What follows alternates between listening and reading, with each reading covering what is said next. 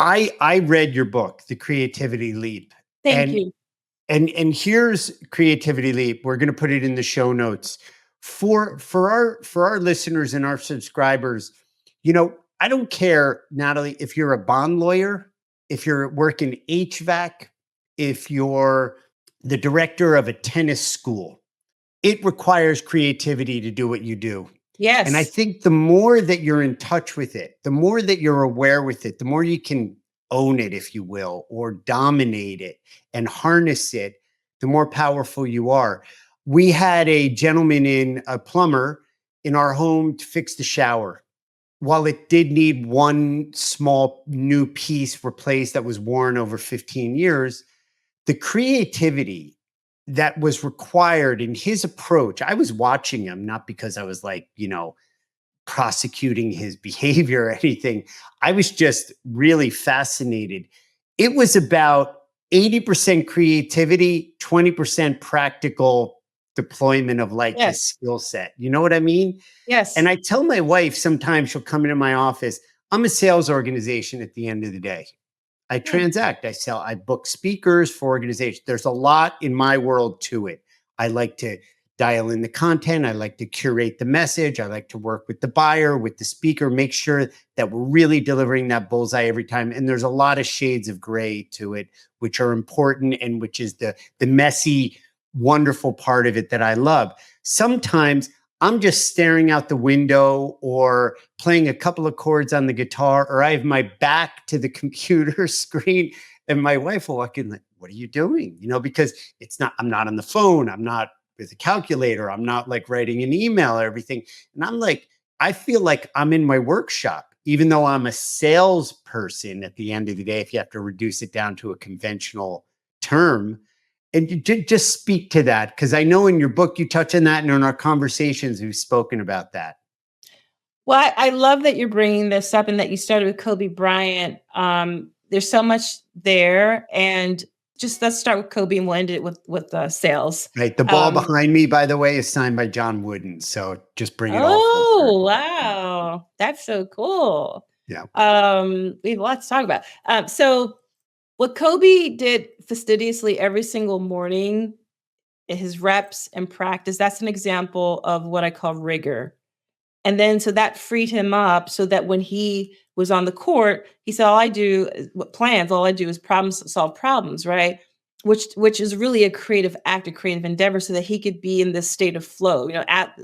Elite athletes, elite artists, musicians, elite performers, fill in the blank or whatever it is good that they do, always describe this moment where it seems like time stands still, even though it's happening in split seconds, because they're able to be so intensely focused because they have mastered their craft to be able to do these magic ninja intuitive tricks and solutions.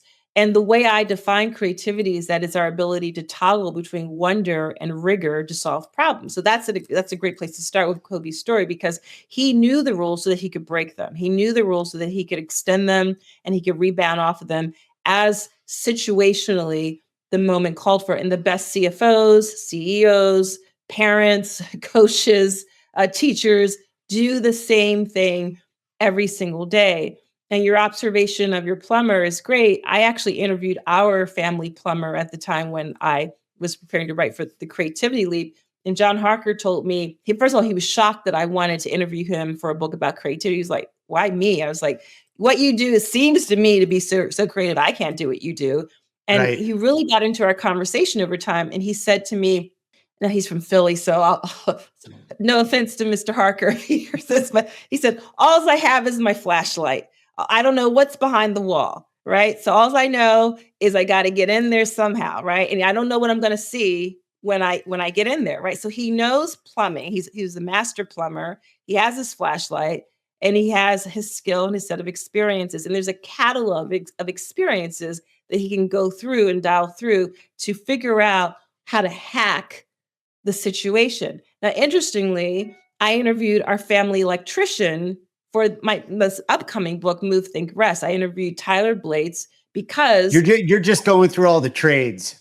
well, they're brilliant. They Yeah. really are They essential in are. the I way mean, yeah, they're they really are. makers. And Tyler was trying to fix something in our third floor, and I was up there, and I heard someone talking. Who's talking? And I realized Tyler was talking to himself. He was having this conversation with himself, and I heard him say something like, "Huh, but if I put it over there, that's not going to make sense because then they won't be able to do." He was just having this conversation. So later, I followed up with him. I said, "Tyler, what were you doing up there?" And he said, "Oh, I do that sometimes. I'm just trying to think through, anticipate what might happen." So I interviewed him for the book, Move, Think, Rest. And it turns out he actually is an expert. He's really into Jungian dream theory and philosophy. So here's our residential electrician who does all this cool stuff about dreams and dream philosophy. Anyway, I say all that to say that the work that all of us does requires us toggling between wonder and rigor to solve problems. And doing sales is not the best salespeople know that it's not transactional. It's 1,000% relationship building, right? It's not that movie. Was that from the 70s or early 80s? Glengarry, Glen Ross. Right. David Mamet, right. Get the Glengarry leads. Yeah, it's not always be closing. That's not what sales is.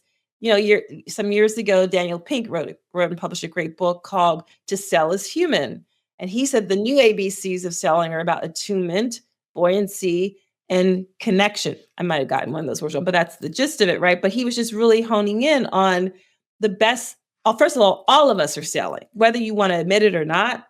We are all selling always. So you can see it in little children. Children are really great salespeople to try to convince you of what they need or want at the time.